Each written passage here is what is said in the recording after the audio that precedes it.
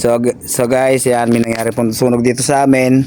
So maging silbing babala po ito sa akin po mga kanayon na magdoble ingat po tayo at huwag na po sana itong maulit.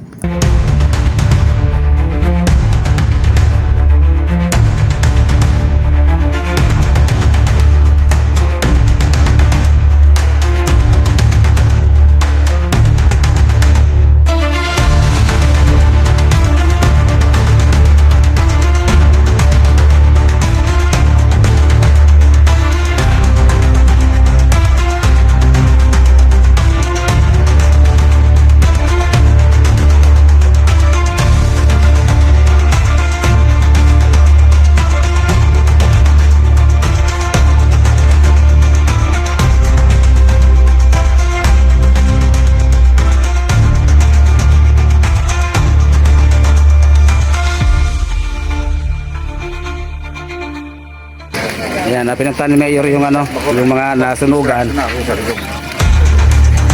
At inalam yung mga kung may casualties o wala. Narabi kami.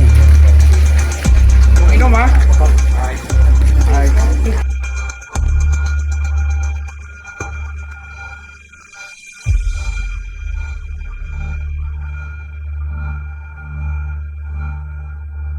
Simbahan ko.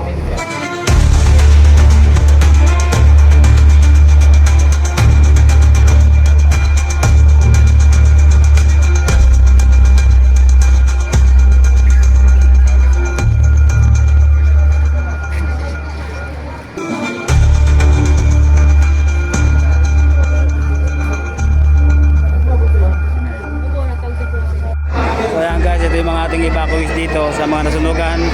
Almost 30 house ang nasunog